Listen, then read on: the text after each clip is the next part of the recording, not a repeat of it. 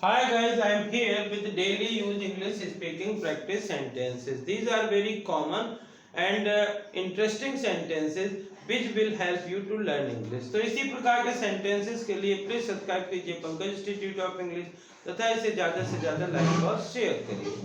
Our first sentence is he must be tired. जब कोई किसी लॉन्ग जर्नी से रिटर्न होके आता है, वापस आता है और अब वो आराम करता रहता है, तो हम जनरली ये कहते हैं कि उसे मत जगाइए, वह थका होगा. ही मस्ट बी टायर्ड, वह अवश्य थका होगा. जो अच्छी चीजें होती हैं हर व्यक्ति चाहता है कि मैं इसे करूं, मैं इसे करूं. यदि आप ये कहना चाहते हैं कि सभी को ये चाहिए, तो सभी को ये चाहिए तो बोलते हैं everyone wants it. Everyone wants it, सभी को ये चाहिए. जब कोई व्यक्ति कहीं पे आपको पता होता है कि वो इस समय घर पे होगा और आप किसी को बताना चाहते हैं कि वह घर में होगा, तो इसको बोलेंगे he will be in home. He will be in home.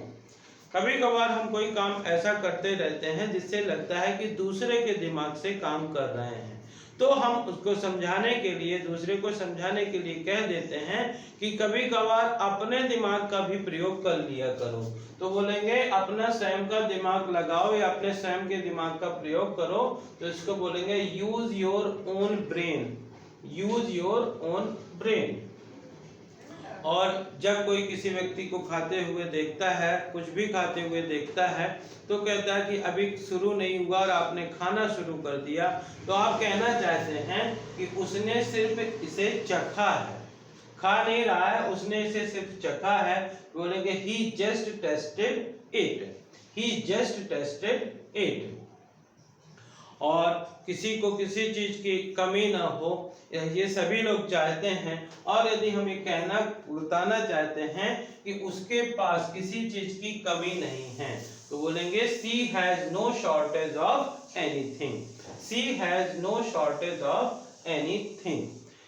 किसी के कपड़ों से या दिखा अपीयरेंस से पता चलता है कि वो किस प्रोफेशन का व्यक्ति है. यदि हमको कोई बताता है कि वह डॉक्टर है लेकिन उसके कपड़े वैसे नहीं होते, उसका अपीयरेंस देखने में वो वैसा नहीं लगता, तो हम कहना चाहते हैं कि वह डॉक्टर जैसे तो नहीं दिखता है या वह डॉक्टर जैसे तो नहीं लगता है. इसको बोलते हैं he doesn't look like a doctor.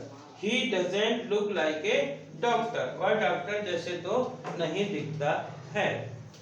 या फ्रेंड्स, कुछ व्यक्ति जो है विद फैमिली रहते हैं, कुछ अपने फैमिली से अलग रहते हैं, और सभी लोग किसी न किसी त्योहार में सब लोग इकट्ठे होते हैं. तो यदि आप किसी से ये पूछना चाहते हैं कि आपका परिवार कब आ रहा है, तो इसको बोलेंगे when is your family coming. When is your family coming. जब कोई चीज के लिए कोई व्यक्ति किसी से कहता है कि मुझे इस चीज की आवश्यकता है, तो जनरली आप पूछना चाहते हैं कि आपको कितना चाहिए या आपको कितना चाहिए. तो इसको इंग्लिश में बोलेंगे how much do you want. How much do you want. आपको कितना चाहिए. और डियर फ्रेंड्स, हम कहीं पे जाने के लिए भी तैयार होते हैं, चाहे वो स्कूल हो, चाहे वो कॉलेज हो, चाहे वो ऑफिस हो. तो यदि आप कहीं पे बाहर जाना चाहते हैं और दूसरे को बताना चाहते हैं कि मैं बाहर जाने को तैयार हो रहा हूँ, तो इसको इंग्लिश में बोलेंगे I am getting ready to go out. I am getting ready to go out. तो डियर फ्रेंड, इसी प्रकार के सेंटेंसेस के लिए प्लीज सब्सक्राइब कीजिए पंकज इंस्टीट्यूट ऑफ इंग्लिश तथा इसे ज्यादा से ज्यादा लाइक और शेयर करिए. यदि आप इन सेंटेंसेस को इस प्रकार से बार बार पढ़ते हैं, बार बार लिखते हैं या बार बार सुनते हैं, तो इन सेंटेंसेस का यूज आप अपने कन्वर्सेशन में कर सकते हैं and you can also start speaking English. तो थैंक यू फॉर वॉचिंग.